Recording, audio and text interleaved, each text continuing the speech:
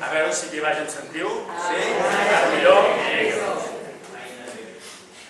Doncs, com deia, un dia vaig trobar un home i també em va dir, no, diu, ostres, és que a veure, això que heu fet, que és una cosa que ha fet molt poca gent, ballar sardanes evidentment ningú, però és una cosa molt grossa, una cosa que us ha d'omplir de satisfacció. Sí, no? Diu, però, digue'm, realment heu ballat davant del papa? Clar, que sí. És que canvio, no, que sí. Oh, però, ja teníeu permís? Home, doncs, la veritat, no en teníem permís. Però clar, és que de permís no en tenim enlloc. Clar, llavors demanar permís, tothom diu, què? Permís per què? Llavors acaben dient que no. Per tant, el millor és no demanar. I llavors diu, però si no teníeu permís i vau ballar, sou una colla de maleducats. El papa hi feia molt de respecte i estava allà davant del papa sense tenir permís, però clar, és que si no fóssim maleducats no haguéssim fet tot el que hem fet, no? Vull dir, no haguéssim pujat a dalt del gratacels més alt del món a ballar-ne, perquè també ens havíem dit que no, o no haguéssim fet aquella fotografia que vam fer al Taj Mahal, a Petra, la fotografia més aquesta de portada, doncs vam fer la fotografia davant del monument de Petra, però jo volia aquesta, perquè aquella la fa tothom, i aquesta ben poca gent, però jo volia aquesta. I clar, aquesta, doncs, el que vam haver de fer per poder fer aquesta fotografia, perquè clar, hi havia una cosa que ens ho impedia. Llavors hi va haver el rififafe aquell, a part de dins tot el que em va passar. I bé, sense ara voler allargar-me més, però sí que m'agradaria llegir-vos un paràgraf d'un capítol, perquè el llibre està dividit en capítols. Hi ha capítols que són tot un viatge, hi ha viatges que en tenen un, dos, tres, depèn, i hi ha viatges que no en tenen cap, perquè ha anat tot tan bé que no ha sigut novel·lable, perquè una cosa perquè sigui novel·lable han de passar coses. Si no, el que has de dir que ha anat tot molt bé, a vegades em pregunto que hi ha alguna cosa de les Nacions Unides?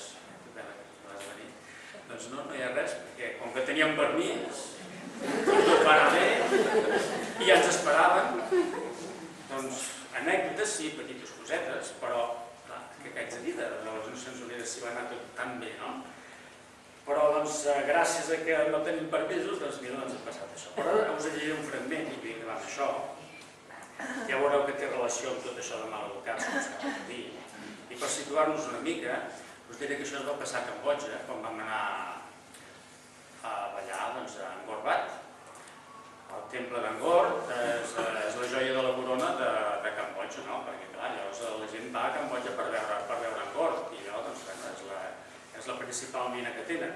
I tant és així que l'han posat a la bandera del país, la bandera de Cambodja, i a la silueta d'Angkor Wat. I bé, doncs, per poder fer la fotografia o ballar, doncs vam haver de passar unes quantes cosetes, ja prou que ens van costar.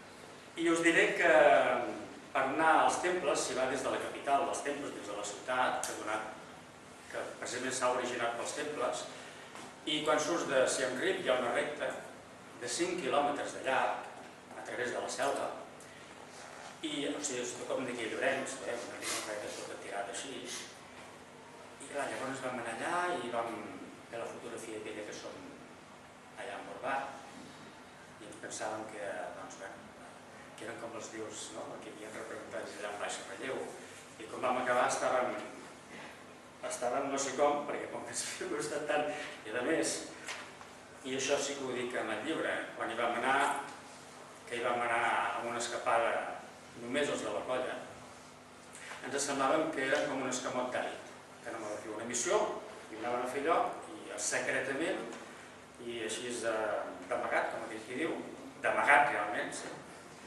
doncs anaven a fer això. I tornant, estàvem tan en fons, tan als núvols, que llavors us llegiré com acaba el capítol, ara que ja us he preparat una miqueta, i això diu, de tornada, passàvem irremediablement per aquella recta inabastable, vorejada d'arbres altíssims i frondosos encimbellats per un cel gris i confús. era el camí perfecte cap a l'infinit. A la meitat del trajecte, mirant endavant i endarrere, no sabia ben bé si anàvem o en veníem de l'infinit. Per bé que havent vist el que acabàvem de veure i viscut el que acabàvem de viure, cada vegada n'estava més convençut. En veníem. Corríem sense seny amb els tuc-tuc i notava la cara la gelor de la boira matinera. Avançàvem victoriosos, com si fóssim caçadors que ens enduíem cap a casa el preuat trofeu caçat furtivament. Com si volguéssim escapar de ser atrapats pels cants de sirena d'aquell infinit dolgut. Com si amb la nostra entremaliadura agosarada haguéssim deixat, sense cor i sense vida, la joia de la corona del rei. O sigui que ja ho veieu, clar, de caçadors furtius, de maleducats, ingredients perfectes per una novel·la d'aventures i viatges. No us haig de dir res més, llegiu-la.